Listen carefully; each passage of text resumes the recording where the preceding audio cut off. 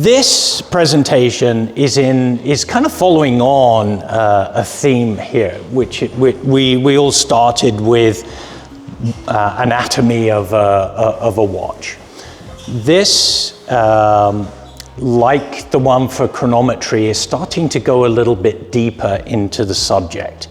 Now, I have to create some kind of a balance between what we can do in about an hour and a bit and how deep we can go. But the key thing here is the balance between your understanding and having a better understanding of what's going on inside a watch. If you're thinking that I'm going to get into all kinds of scientific detail when it comes down to magnetism, that's not me, that's an engineer. But what we will be doing is covering everything that makes sense for you as watch owners when it comes down to magnetism. How to check it, how to get rid of it, how to notice it, that kind of stuff. So that's the important bit. So this is broken up into two pieces, two parts. Shock resistancy, which also there's vibration resistancy involved with that as well. So that's one bit, and then the magnetism, we'll do that afterwards. I do have a giveaway, this guy here. This is a little portable personal watch demagnetizer. So there will be a test at the end of this presentation, so pay particular attention, because the person that can answer the question that I ask at the end gets this. Now, don't worry, these aren't very expensive, they're like 25 bucks. I have 4 other ones ready to go as you leave. Now, Scott, what were you saying about when everybody was coming in today? Oh, yes, it's just free of charge. As you walk through the door, we took the liberty of magnetizing your watches. But don't worry, we have a special offer for you. We will sell you a de-magnetizer for only $100 plus tax. Actually, that's $23.90, but we do actually have them for sale, so don't worry, I'm kidding about your watches. There we go. So, everybody's nightmare, they drop their watch. I mean, the look on people's faces when they actually do that.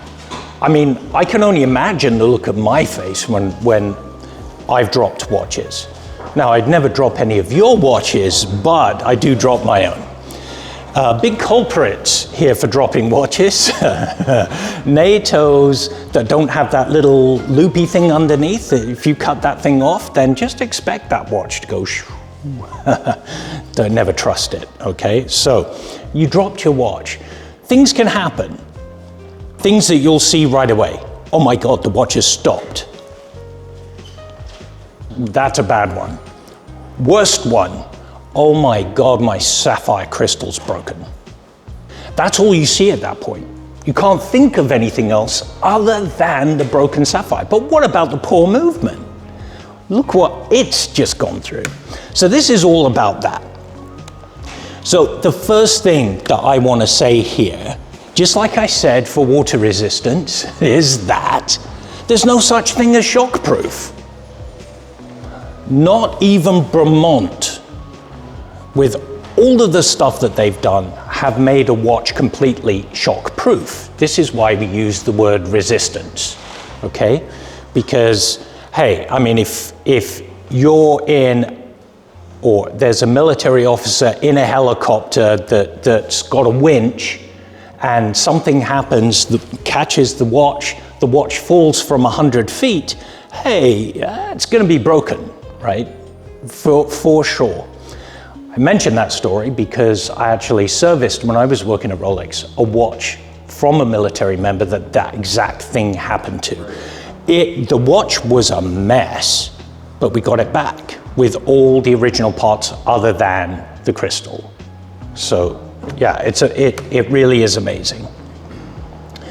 So like with everything else, there are standards for manufacturing, right? Because when somebody says, yes, we're shock resistant to something, there's got to be some kind of measuring stick that goes along with that. Not only that, it has to have a set of instructions for companies that are building watches to follow so that they can actually meet that. So that's what ISO 1413 is. Just like there is with COSC, METAS, and the ISO for timing standards, which is a very basic ISO standard. So 1413 is it. If you want to find it, this time I didn't actually print it off, but if you want to find it, you can go onto the ISO website. I think it's like 40 Swiss francs or something, and you can download it. There's a lot of interesting information on that. So where did this all come from? Shock resistance. You know, if you look back at the history of watches, it becomes very obvious at a point. So before there were mobile time devices, there were clocks. Clocks were static. Clocks were just sitting on a wall and just ticking away, gonging, annoying your guests, right? And that was it. They weren't moving unless there was an earthquake or something like it. So the pendulum's just swinging back and forth, back and forth, back and forth, no problem, right? But then when people started to travel more, you know, people with greater finance have a carriage, right? They want to know what time it is.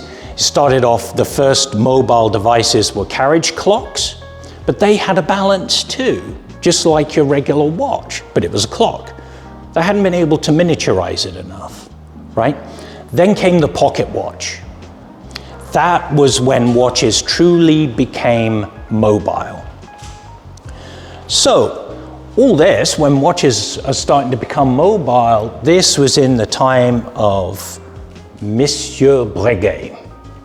So there he is, 1790, he devised many things, but really, this is one of the most important things, I think, other than the Breguet oval coil and et cetera, is something that is truly functional for people, everyday people, which was shock resistance in a pocket watch, right? And pocket watches in the 1790s were massive. They were like onions, right? And they were termed onion watches, right? So in 1790, he created the parachute. Now, that's nothing to do with the military and everything else, but I don't know when the parachute was. Does anyone know when the parachute was invented? No, this isn't in the test, by the way. But anyway, just strange that it's called parachute. After the First World War, when watches were really being used the way that we now use watches, okay, they had the realization that when you are banging your watches in combat, something's going to break, okay? Just like dropping any other pocket watch or anything else, any kind of vibration or shock is going to break something. And the first thing to break would be the balance. The balance is that part, if you remember back to the anatomy of the watch, which is swinging back and forth, which is your major timekeeper. It's swinging back and forth because it's got a balance staff. It's got a pivot. One bottom one top one, and it's rotating around that. Okay? So that's where watches will break. When watches break in a time of warfare, how do you synchronize your attacks, your barrages, right? I mean, watches then are saving lives, right? If you've got the right time on them. Broken watches, dead people. In 1933, Incabloc was the first company to commercialize a shock-absorbing system for a watch. It was incredible, and it hasn't changed much at all. I've got a little thing here, which we'll pass around a little later. That little spring in gold is the savior of watches, and probably many lives in the Second World War when it came down to barrages. 1944, an upstart came in called Kif. Kif came from the Vallée de Joux. If you say it really quickly, you get Valjoux. Valjoux is a famous chronograph maker, right, from Vallée de Joux. There are many other companies there. It's a cluster, right? Anyone that studies economics, right, will understand the economics and innovation, will understand the importance of clusters, right? So Vallée de Joux was a cluster where there was so much innovation going on. Kif jumped in there, and actually, it's not written down here, but Rolex were using Kif for the longest time, right? Before they sort of their own commercial things started coming out later on in 2005. In between that, of course, Seiko had to do something. Seiko wasn't going to use something Swiss, but it understood the design, it worked, and they created theirs. The Swiss and the Japanese have always been a bit like this when it comes down to innovation and design, right? So much so that at many trade fairs, Japanese were not allowed into the trade fairs. When the Japanese started winning timing competitions over the Swiss were very annoyed. So anyway, in 2005, that's when Rolex actually started really making big headway in their shock absorbing system. But then along comes Bremont. Now, Bremont is very famous for this. It was their first production watch. Like, oh my goodness. Fancy that, a brand new company out of England that's worried about what will happen to a watch when it is flung out of a cockpit. Right, so there it is. Yeah, the poor pilot's dead. Well, it's actually a dummy, but anyway, the watch is still ticking here. You can't see that, but it's still ticking. Bremont were really passionate about this. First of all, the Martin Baker ejection seat company is British, so Bremont is, or has been, very, very pro-British. Like they did their Norton thing and everything else, but this was something very, very special. So they partnered up with Martin Baker on their first watch and figured out very quickly that it's not the shock. You saw that scene where the, let's see if that will do it. So wait for it. So he's thrown out, but it's this next part. Smash. And now look at the feet. Look at those rockets, right? Barbecued pilot feet. That is incredible because there's two massive rockets on that seat that eject that seat right out of the plane. If you've ever played with rockets when you were a kid in science class or whatever, you'll know that there's a lot of vibration that happens. You can feel it. Right? It happens very quickly, but it certainly is there. If you've ever been lucky enough to see a massive launch of a rocket, you'll feel it in your chest. Vibration also kills watches, and that's what they found. So they had to devise a system to counteract that, a countermeasure for resistance. The shock is one thing. That had been figured out by Incabloc. Right? But the vibration was something very different. So what's important about shock resistance? Well, as we'll start to see in a minute, accurate timekeeping and reduced maintenance. And I'll get into that in just a moment. But the key thing here is that there is a relationship between balance, stability, and timekeeping. After all, the balance is your timekeeper, right? It's your timekeeper, and it only works if everything else in the system is working, right? Going from the barrel, right, to your third wheel, fourth wheel, escape wheel, pallets, which are then given the balance a good hit so that it keeps it swinging. So it goes around one way, comes back, hits it on the other side, swings back around. This is what is going on the whole time, right? But it's up to the balance. It's the balance's job with the hairspring, right? The weight of the balance, how much pressure is coming through, but ultimately the balance that is making the timekeeping difference in your watch. This is why there's a regulator on it. And on this model here, you can see this is the regulator, fast and slow. And if you remember from the previous one where we're talking about watches and the anatomy of it, the hairspring is effectively shortened and lengthened by moving this, not physically, right, but just by where it's being crimped. That is what makes the watch go faster and slower. Now, imagine this. You're going out for a weekend, and it's coming up very soon, so don't worry. Summer's going to be here, spring first, up in the mountains. You're on your mountain bike, and you're like, damn it, I'm taking my Tudor Pelagos out there. So you get up to the top of the mountain, you're coming down, and it's like this, right? And you're like, bang, crash, you come off the bike, you get back onto it, you're like this. Or you've gone shooting, right? And you're wearing your watch. Very, very similar thing. Now, going back to this balance, stability, and timekeeping, how can your balance keep really accurate time with that kind of punishment?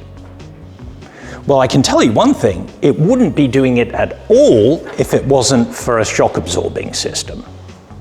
So, if you take that one thought further, you can tell that now what Bremont was doing, now this is no big advertisement for Bremont, buy Bremont because it's got this, but it's just purely the physics of it, right? If you're going to be vibrating your watch and using your watch in those harsh environments, then you need a watch that can do something about it, so it's not always in here, right, being repaired. So when a balance is being shaken or when it's being dropped, it's moving, right? Before shock absorbers, if the balance received a shock, there was nowhere for it to go. The balance is a piece of steel stuck in between two pivots. The pivots and the jewels that it's running in, the jewels are fixed, right? It has a little bit of an end shake, not much, just so it can swing freely. But when it gets that shock, guess what's happening? There's inertia. The balance is going to keep moving to a point until it hits something that it can't move through. And if that shock is hard enough, the pivot is going to be broken. And that's what kept happening. Not only that, when you think about lateral shocks, on that balance there's your very, very fine hairspring. So if you've ever watched videos and stuff about, looked at your watch, if you've got an open case back to see into it, you see the balance swinging really fast, but what you see is your hairspring going like this. Now, for the balance to do its job properly, that hairspring has to breathe or open and contract evenly on both sides. If it doesn't, it's off center, right? If it's off center, it leads to a watch being off beat. So that means that, we were talking about the chopping, where the balance was getting the impulse from the pallets, like this. One side is taking way longer than the other. So there's reduced motion. There isn't the direct impulse that the balance needs to keep up its amplitude. So hairspring deformation is really, really a big thing when it comes down to shocks. Have any of you had a watch where you've knocked it really hard and all of a sudden it seems like the dial's out of place? I see it a lot, right? lateral shocks will tear the feet off of the dial. So when a dial is fitted, there's two little posts, right, held in place by screws from the side, and that lateral shock will just shear the dial away from the feet, because the feet are in position, they're screwed into place, but the dial still moves, right, can move. Imagine that kind of a shock going through the balance without a shock absorber, a broken pivot. Now, balance staffs are very, very, very time consuming to replace, because let's face it, that's the timing center of the watch. If you remove that balance staff from the balance rim, right, you've got to re-rivet it. When you re-rivet it, you're changing the balance dynamics of the balance. So you've all changed a tire on a car, right? You've taken it into the shop, they take the old tire off, they put the new tire on, and they put it on a balancing machine. And then all of a sudden you've got weights on the rim of your tire, your wheel, right? To balance it out. Otherwise you get the shakes, right? At particular speeds. So when you change your balance staff, even if you haven't had to make it, you've got to go through a very, very, very lengthy process to rebalance the balance. That all takes time. It takes a lot of time. And that's why balance staffs were very expensive. But hey, now you can just replace them in the most part, unless it's an old pocket watch. You get an old pocket watch, you've got to make it. You can't just make one because they break so easily, right? You end up making 4 or 5. Imagine the cost for that. So this reduces a whole lot of cost as well. Now, there's the Incabloc. What's the anatomy of the Incabloc, or the shock absorbing system? There's 3 parts to the bit that's in here. You can see very clearly the back, right there, which is up there. But the front, you've got the spring. The spring is holding in a cap jewel, this red jewel that you can see right here. Underneath it is the balance jewel. So it's the one that's got the hole in it that the pivot goes into and runs in. So it's a bit of a sandwich there. But what they did was, they put that whole jewel, the jewel with the hole in it, into what's called a chaton, or a casing. So it's press fit into a casing. The casing is completely separate from everything else here. So when you undo this spring, you take out the cap jewel and the chaton underneath it, and there it is, as 2 pieces. To give you an idea of how small that actually is, you can pass this around because there's one in here. It's a little game. Put the jewel into the balance. You remember those? You had those little mazes when you were a kid? Yeah, this one's made by Incabloc. So that's what's inside here. So it's 3 pieces. But the key thing here is this. What does it do? Because of the cap jewel, and there's an oil sandwich in there, because you have to put oil into it, right? It keeps the oil in one place. So that way oil is not running around all over the place, right? It's not spreading, right? So you've got your cap jewel, you've got the whole jewel here, it's sandwiched in between, so there's capillary attraction, right? Between the curve of the jewel that's got the hole in it and the cap jewel, so it's held there. The cap jewel also, because of the way it sits in the chaton, which at the very end, I'll get that thing going separately so you can see it apart. It's like a dust barrier. All the other, or mostly all the other jewels in watches are exposed, right? So you have your center wheel, third wheel, fourth wheel coming up through the jewel, and you see a little bit of the top of the pivot, if you look at it with a loop or whatever, and you see a little bit of a well for the oil, right?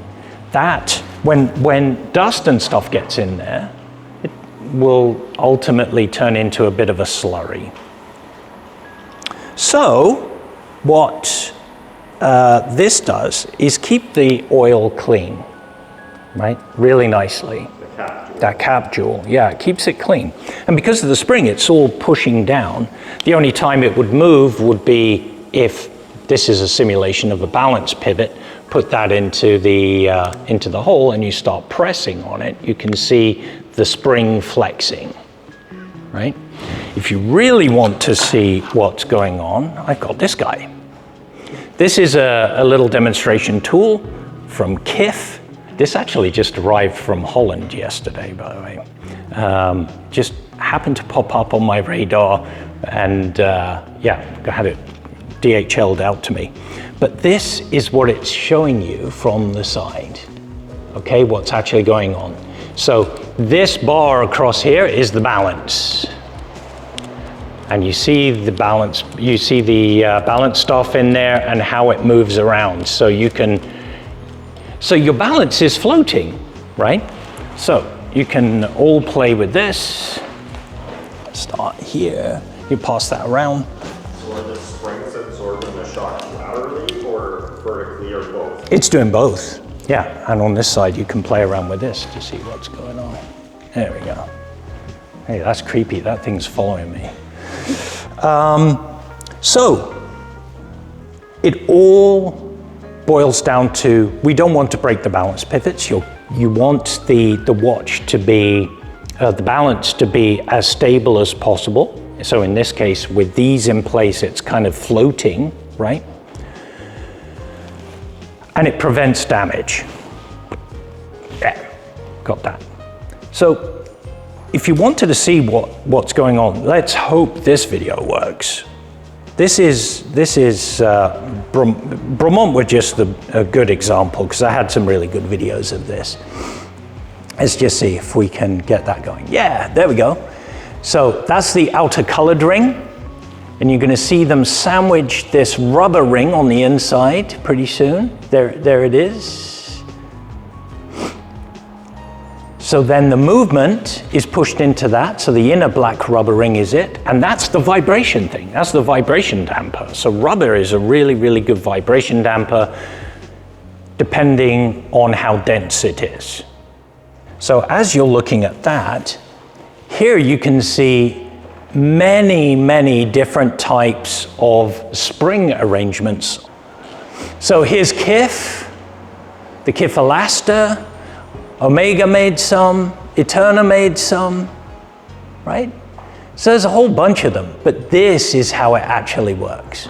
So for the big model that you've got there, this is it. Now notice, there's the balance staff. Notice that the pivot isn't just a straight pivot. It's got a curve to it, okay? And that is how the jewel is curved as well, that it's sitting in. So you've got your chaton with the jewel in it and the cap, and then the spring. So every time we service a watch, we have to take that apart, right? Those jewels all have to come apart so they can be cleaned. Oil, it gets gummy, right? And so sometimes you've got to rub that stuff off. It can't just rely on the cleaning machine to do it. So if you've got that little disc thing with the game, right, you can tell how small that is. And, you know, these springs can break, these springs can spring. Imagine trying to find that. Yeah, no, it's no fun. No. So what you've got now is how they work. So you can play with those tools and then just go, oh, now I get it. This is why it's all moving. This is why watches are expensive. The technology for that, the production of that. Just imagine producing those jewels, right? There's only one company really in the US that does it, and they don't call them jewels, they call them orifices. Must be an American thing. Any Americans here? No, good. So that's the thing, it's got an orifice in it. But you see, they're making jewels for many different things. Jewels are very versatile. You can have them in inkjet printers. You can have them as encoders if you want to stick something through something else and put it into a particular position. I know from experience about that because I worked with a company called Creo, and we actually had an encoder printed onto a jewel that had a fiber optic going through it, and we were able to move it through magnetism. That was a really fun project. So that kind of is leading us now into magnetism. How about that? Isn't that a cool image? I found that on the net and I was just like, oh, this is nice. Yeah, so when we were talking about chronometry, we were talking about one of the basic tests, especially in METAS, right, for magnetism. So in the world that we live in today, as opposed to the 1920s, 30s, 40s, 50s-ish, when you start getting into the 60s, more magnets are starting to appear in the everyday world, right? You didn't need to think so much about magnetism. However, magnetism was in the collective conscious of watch owners at that point. You see, people realized that when their watches weren't keeping really good time, it was probably because of magnetism or them dropping the watch, right? They were the two things. People knew it. People had magnetism right here in their frontal lobe, right? Right, there it is. Oh my God, there's the timekeeping magnetism. In those days, it was a little bit harder than a little tool like this to demagnetize a watch, but every watchmaker had it. I was talking to a watchmaker yesterday. Get this, there were so many watchmakers at that time. This was a watchmaker that learned watchmaking way back in the 70s in Moscow. There were 600 watchmakers just in Moscow. Like, imagine that, right? Imagine if there were like 60 here in Vancouver in comparison, right? Oh my God, what a different world, right? Prices would be lower, right? Because, economics and everything else, right? But there isn't. And it's a shame. It really is a shame.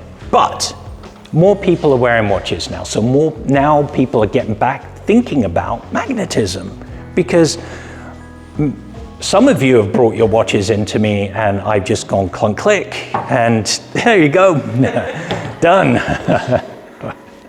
Yes, it took many years of school to do that one. But yeah, nice and easy. There are many different types of demagnetizers, and we'll get into that in a minute. So magnetism is a fundamental force of nature. It really is, because without some form of magnetism, magnets wouldn't work. Compasses wouldn't work. Anyway, so I've got one of these for you as a giveaway. It's just a little trinket to remember this thing, because this. Oh, spoiler alert! This will tell if your watch is magnetized, right? It's a little check device. So if you've got, a pouch or whatever, just toss that in it, and yeah, you'll know. By the way, north is ish that way.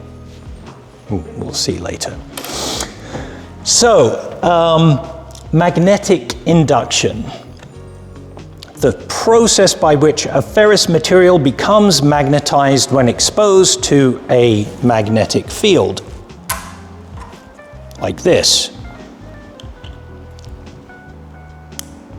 Like that. I know it's painful. It really is. Anyone want a guinea pig? Come on. All right, I will.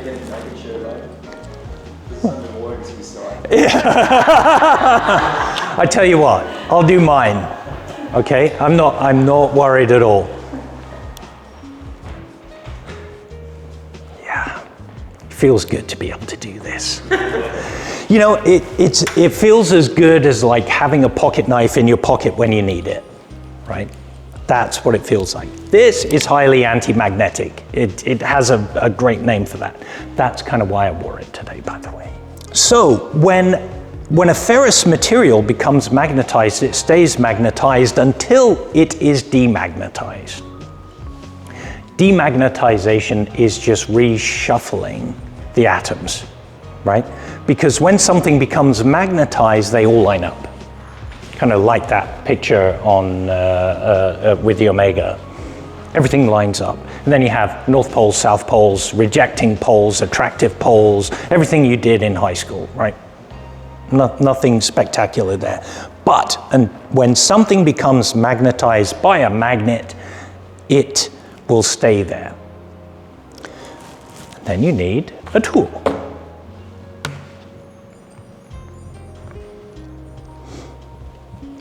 So there we go. So that's what I just kind of explained in layman's term. This one uses big words like manifestation of attractive or repulsive forces.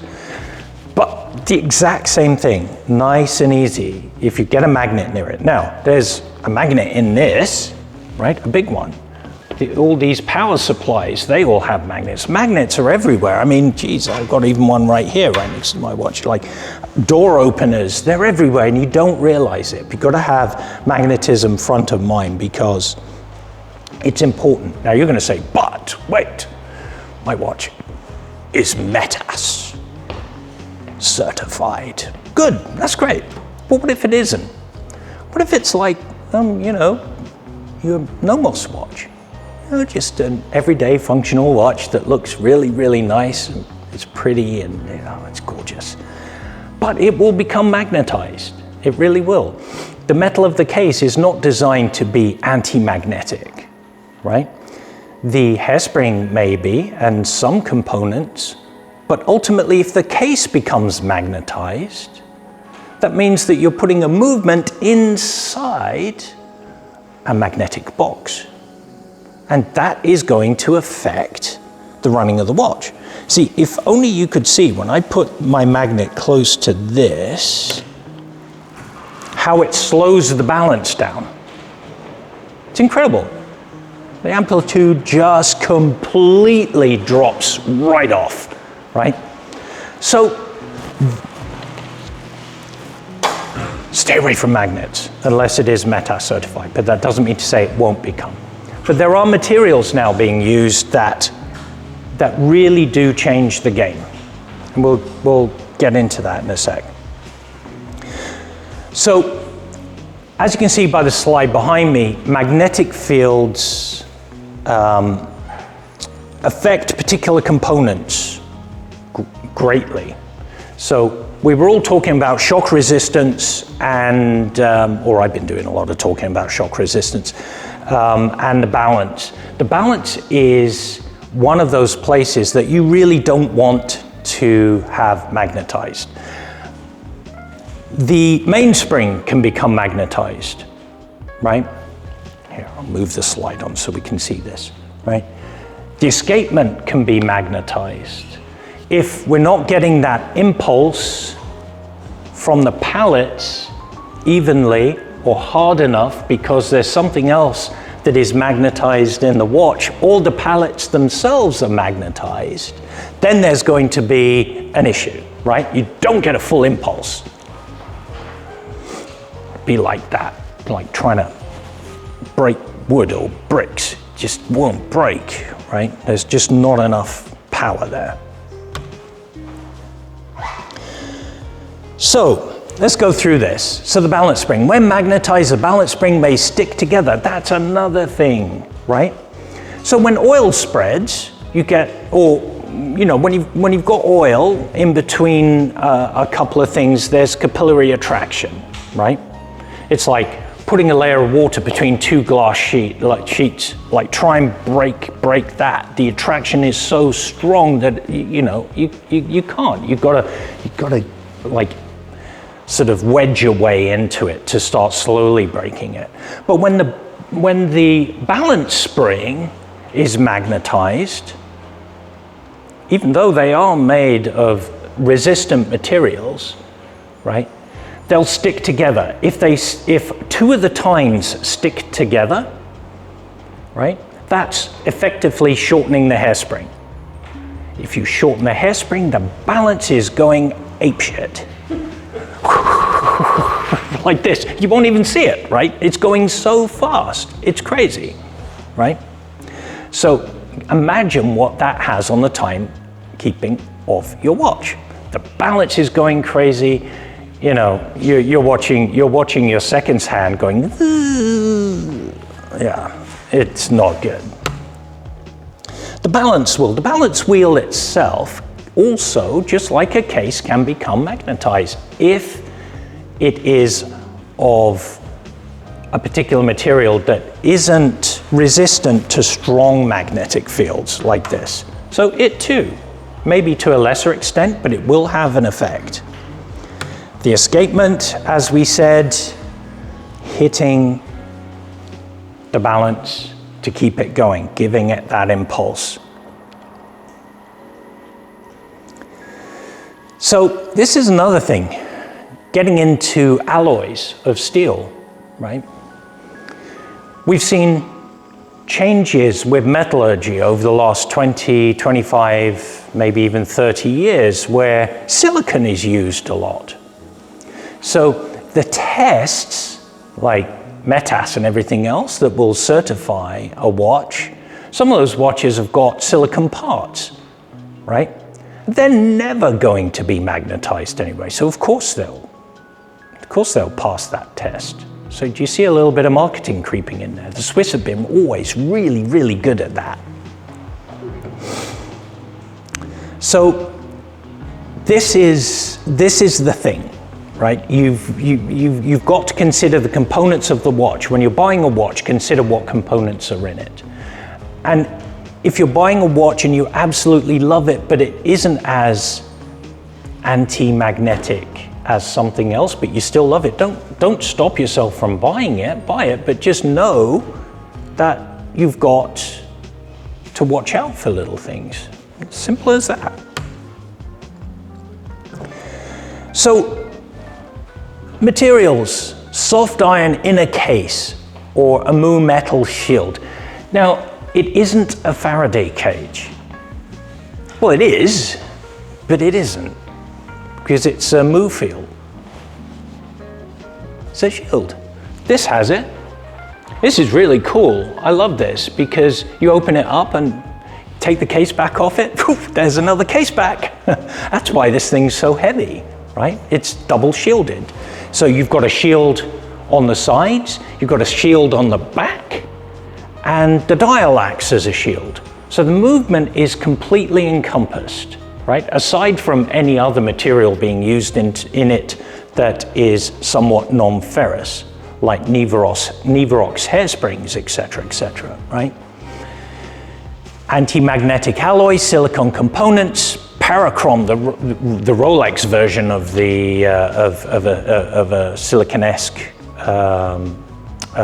hairspring, and diamagnetic materials, carbon composites. Hey, I mean, look, Doxa has a carbon case. Who doesn't have a carbon case right now? I don't have a carbon case. Maybe I'd like one, I don't know. But that's it. It's just looking at your watch in a little bit more depth, right? To understand to understand how it could react to certain things. So testing a mechanical watch for magnetization is relatively straightforward, right? So, you know, we're lucky enough that we have this guy over here, a timing machine, because remember I said that the balance is the key thing? Because it's the time-keeping nerve center of the watch. It'll show me right here, right? If the watch is not like completely crazy, it'll show me here, even if it is completely crazy. But I can use this tool to diagnose magnetism. At least, you know, with a little experience, you can tend to see it, even if it's just a little bit, right? But then we have a tool like this guy, is a commercial de-magnetizer. This is so old, it's not even funny. Like this, they've been using this type of de-magnetizer for many, many years. You just put the movement in here and press the button, clunk, click, it's done, right? It's demagnetized. Demagnetized meaning that the atoms are scrambled up again, not all lining up, the more, you know. So that's that. But you can get this.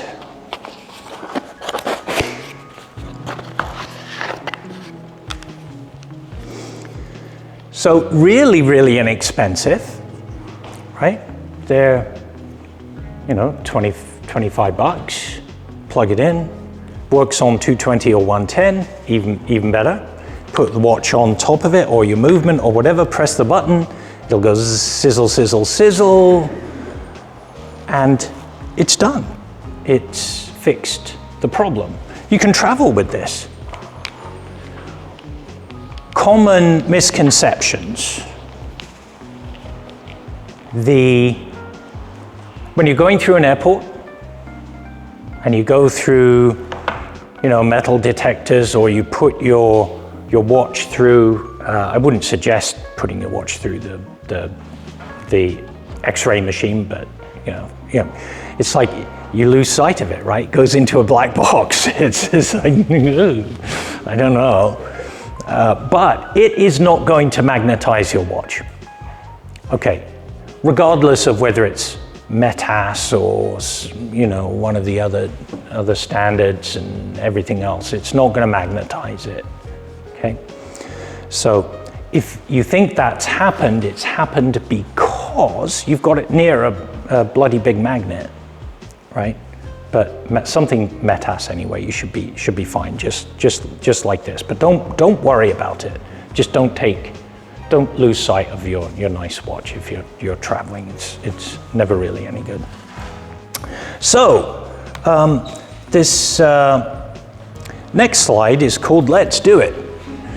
So I have a movement here, and I'm going to see if it's still, yeah, there we go. So as you saw, I picked up this movement with that magnet, and I've put, holy cow, now it's telling me north's that way. But you can see.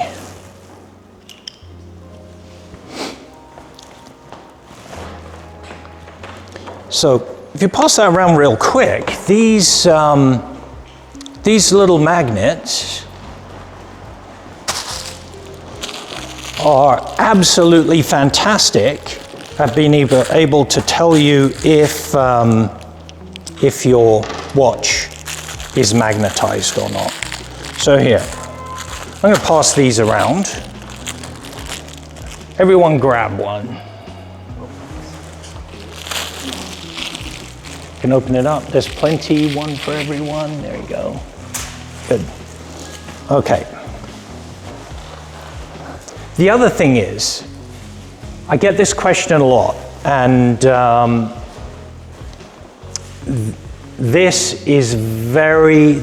iPhone is really, really, really good at finding magnetic fields, if you've got the right app, of course. Yeah. So there's an app that you can get. It's called the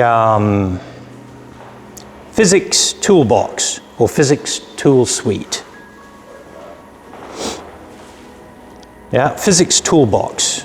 You can't really see it there, but I can show it to you later. So if you go to the App Store and you type Physics Toolbox, you can open that thing up, And if you go down the line, there's the thing for magnetism there.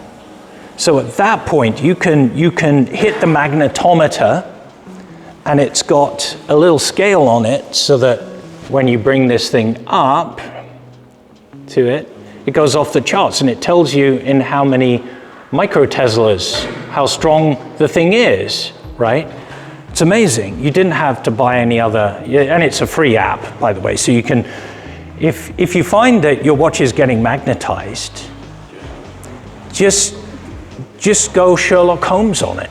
Go around your place and find out where the magnets are.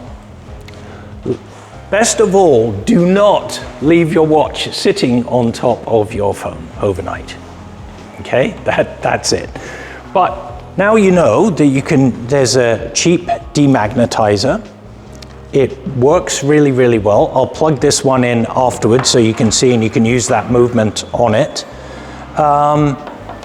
And away we go. That's how it's done. So what do? Your watch is magnetized. What will it look like? Well, now you've got a little magnet. You can put it close to the watch, and if you know where north is and it's not pointing north, then you know you're in a different field, right?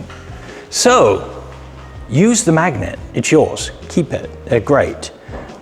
You've got this thing to find the stuff. And I love this, come in and bring your watch in and I'll demag it for you. I'll check it on here first. That way you find out a little bit about timekeeping and stuff like that. And then I can just quickly demagnetize it, 2 seconds, done, fixed. And you're back on the road again. So that's it, but I want to do one thing. This guy gets to go home with someone. So earlier on in the slide, there was a history of shock absorbing systems and the companies. What year did KIF emerge? 1933. Nope. Who was it? You said 44. There you go, it's yours. Right. That's it. Thank you very much.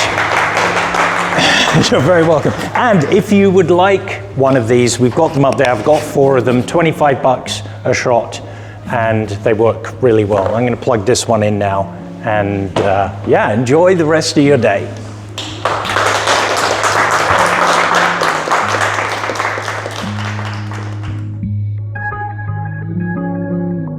Hello everyone, this is Jason, and I want to thank you for being with us today listening to the Roldorf Cafe Podcast. You can hear more of our shows and when they're released on Instagram and our website. We cover many topics about watches, the industry, and the brands we're most passionate about. You can find the Roldorf shop at 307 West Cordova in Gastown in Vancouver, and we'd be delighted to welcome you and talk watches. Visit our website for more information at roldorf.co.